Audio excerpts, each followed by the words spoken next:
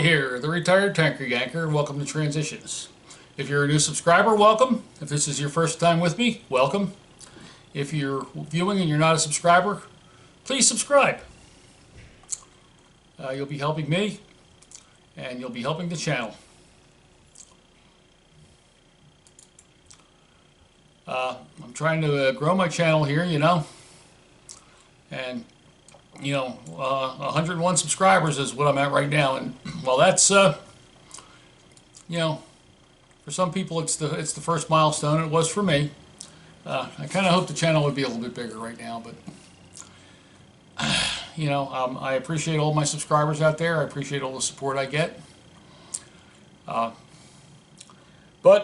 when I started to make this video, I was just sitting down on my computer, and for some reason my keyboard wasn't working, and I tried unplugging it and plugging it back in, and it just didn't work.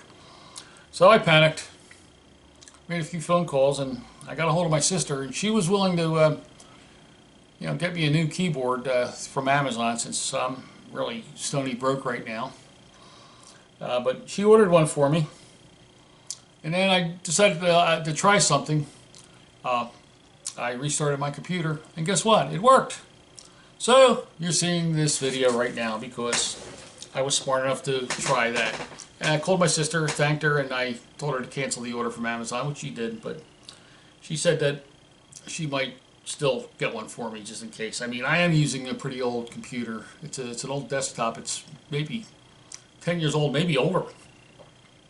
I'm still running Windows Vista. And that gives you an idea of how old my computer is. I am in need of an upgrade, but again, that requires money that I don't have.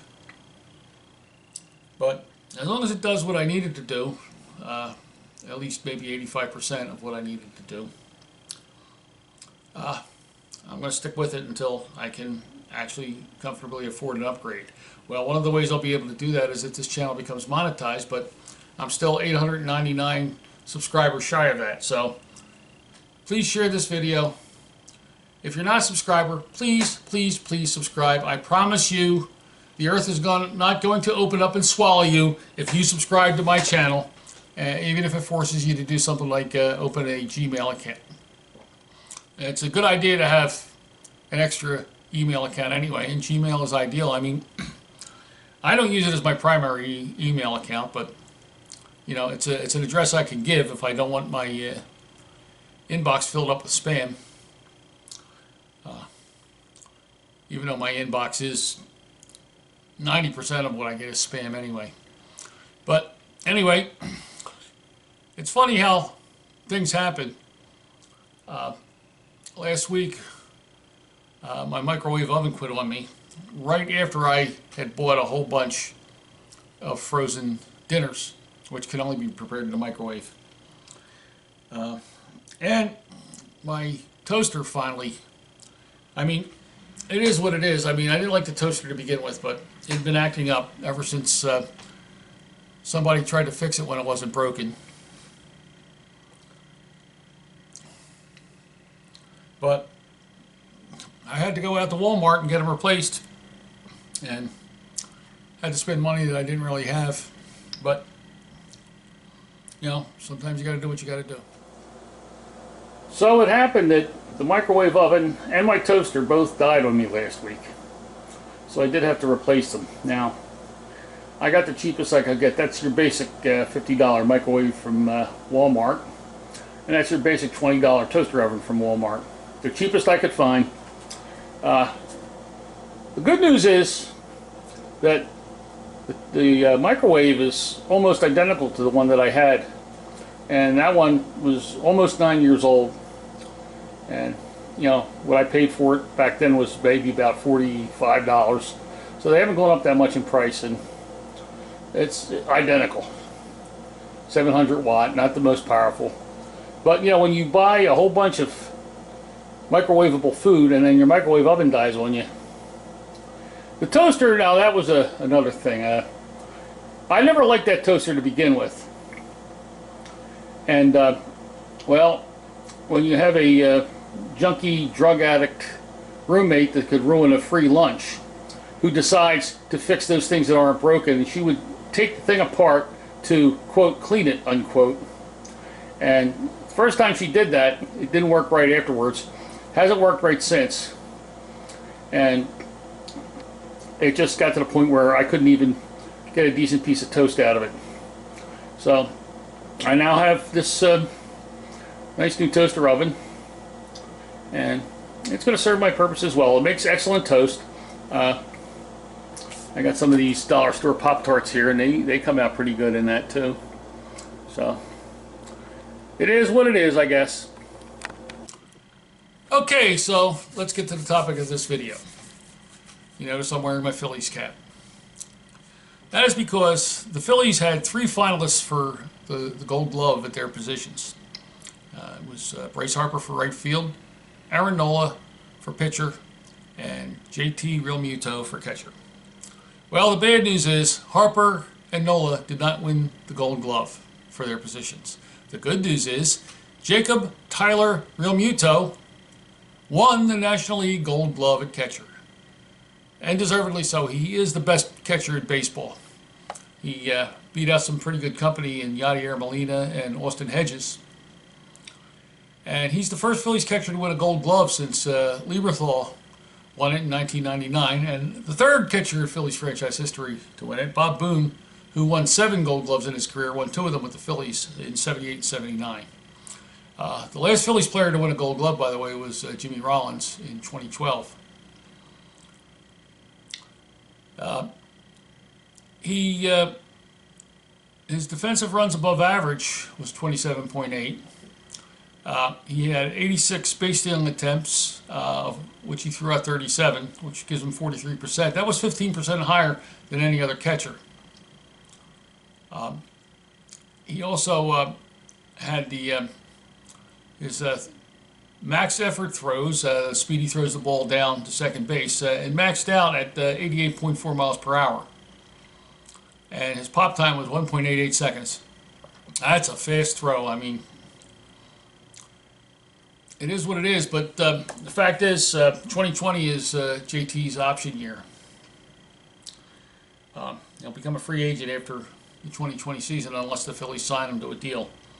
So I foresee the Phillies signing him to a deal. I see the Middletons and the Bucks opening their wallets and maybe making him the highest paid catcher in baseball.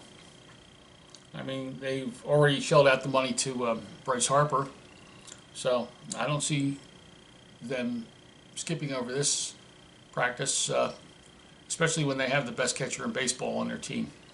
I don't know how much they're going to pay Joe Girardi, but I know that they probably had to flash some money at him to get him to come to Philadelphia, because I know the Mets were hot for him, and the Mets don't have that kind of money. I'd also like to take this opportunity, now that the World Series is over, to congratulate the Washington Nationals on defeating the Houston Astros in the World Series. It was pretty exciting when the World Series goes 7 games and the whole thing comes down to 1 game. And especially the fact that the Nationals won that game and come from behind fashion.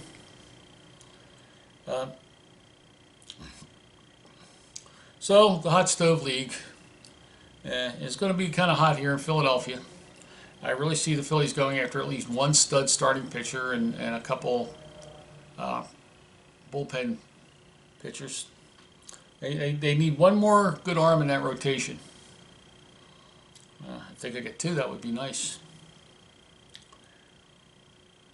But remains to be seen. Hey, Sixers, 5-0. Remember when we were laughing at everybody saying trust the process, and why is Brett Brown still the coach of this team? Excuse me, I just ate a meal of crow. How about them Sixers? So, oh, by the way, great win by the Eagles yesterday. They took their foot off the gas in the second half, but they could do it because they were playing the Bears. Yeah, the mighty Mitchell Trubisky. Sorry about that, Bears fans. I know you're looking for somebody to blame while we're celebrating. I can guarantee that the Eagles will not lose this week. And I'll bet any amount of money that the Eagles will not lose this week. Trouble is, I'll bet any amount of money that the Eagles will not win this week either, because it's the bye week. And we have those stinking, rotten New England Patriots the following week. It is going to be the late game unless they start the flex scheduling. No, they're going to want to show that game as a later game. It is going to be a home game for the Eagles. So, looking forward to that. Thursday night, we got the Temple Owls playing South Florida. I think it's South Florida. And I don't know who Penn State's playing next week. I always check it, but both Temple and Penn State were idle this week. That's why the Eagles won. No Penn State Temple jinx. It always seems if Penn State and Temple win, the Eagles lose. Burned my thumb.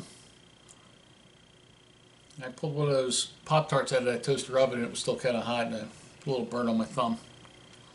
I hope I'll be able to hold a guitar pick of that. It's starting to feel better. It's healing up. The blister has popped and it's healing. So anyway, I did hit 101 subscribers on Saturday. I want to give a shout out to Ralph at Ralph's Trucking because I did it on his live stream and some of the people watching the live stream subscribe to the channel. So I want to welcome those people and I want to thank you, Ralph. And it's kind of disheartened listening to your spiel today on your video. Don't give up on the live streams just yet. I really enjoy them. A lot of good people go on those live streams. Yeah, maybe they're not making you rich, but what is these days? Also want to give a shout out to John over at JBG Travels. John, thank you for all the support and help you've given me, and thanks for the shout outs. And I know about a month ago you were rolling through Philly. You were coming down 95 and passing right through my part of town. In fact, I'm going to see if I can refresh your memory as you were going south. If you looked off to your right, just past Academy Road exit, you probably saw an old, ancient, fortress-looking building. Now, that's Holmesburg Prison. And about 10 years ago, up till 10 years ago, actually for almost a dozen years, I lived just on the other side of that prison. I saw when I would walk out my front door, I would see the wall of that prison on the Torresdale Avenue side. So, yeah, you were rolling through the Northeast, John. You were rolling through my part of town, and you gave me a shout out while you were doing it, so thank you for that. I know you've already run into the snow up that way. Well, that dirty four-letter word is in our forecast for Thursday, although it's not going to be a lot. And they're saying we might not even get it, but there's a chance. So, not looking forward to winter. I prefer the summer because I never had to dig my car out from under 18 inches of hot. Okay, well, let's wrap this up now. Congratulations to Jacob Tyler on his Gold Glove. And I hope you are in the red pinstripes for many years to come. For Transitions, this is Sully, the retired tanker yanker. Safe and happy travels.